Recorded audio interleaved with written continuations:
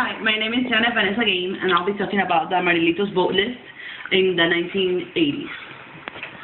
First, I would like to talk about the first generation of, they were called the Golden Exile, and they came from the 1959 to 1962.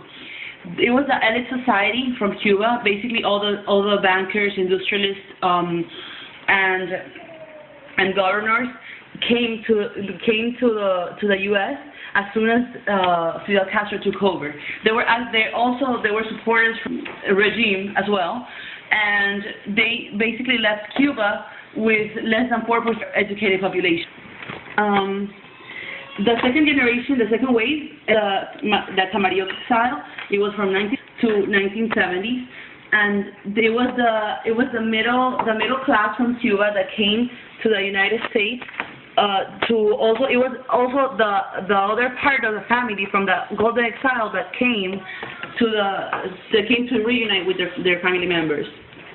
And the third wave was the Amarelitos, the one that we're talking about right now, and it was in 1980s.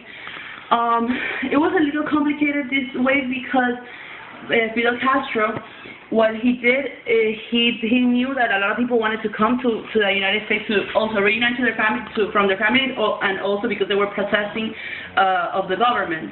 So what he did is they took all the prisoners and all the mentally ill people from Cuba and put them in a boat with the other people that came. It was from March, I think, until April, more or less, and from 1980s. And all the people, it was 125,000 people that came from Cuba at that time. This is a video. I'm gonna show the video right now about it was the news from that day in April when all the Amarelito vote list started. Now for Joe Jorgensen, Jerry Gerard, and the award-winning Action News Team. Good evening. Politicians from several states tonight are sharply criticizing President Carter's handling of the Cuban refugee problem. The governor of Texas, Bill Clements, says the president has literally opened the floodgates, placing no limitations on the number of Cubans entering the United States.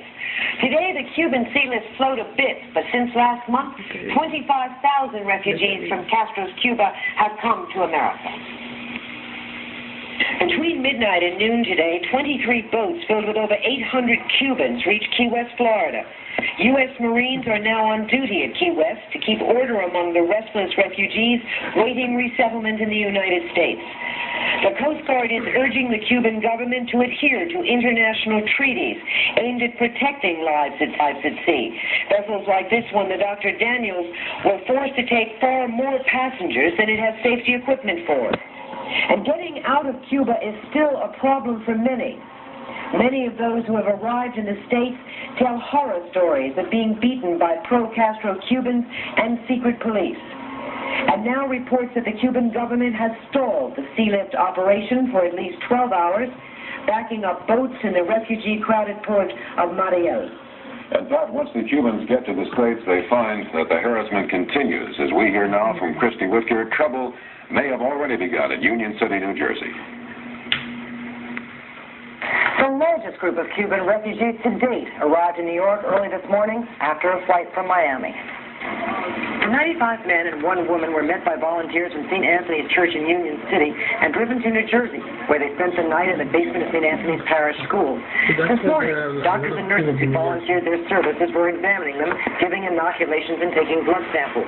But while this was going on in the church, next door in the school, a bomb scare. That's all they said, was evacuate the school, we're going to throw a bomb in the church.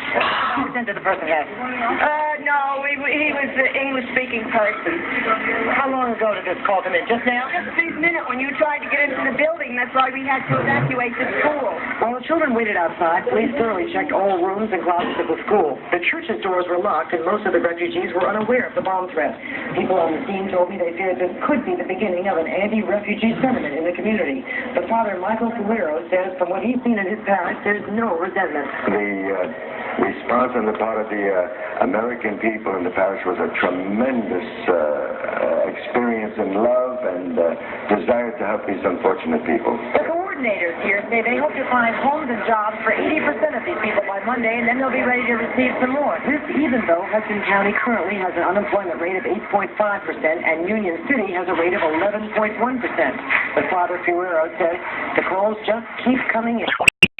That called us said they had put ads in the paper for over 2 weeks, and nobody ever answered the John, I think it was in a factory sewing. Most of the people that we have, they are educated, and a lot of them have trades.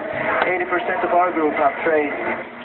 A new group of refugees is expected early next week, and the North Hudson Council of Mayors has held an emergency meeting and called on the federal government to help.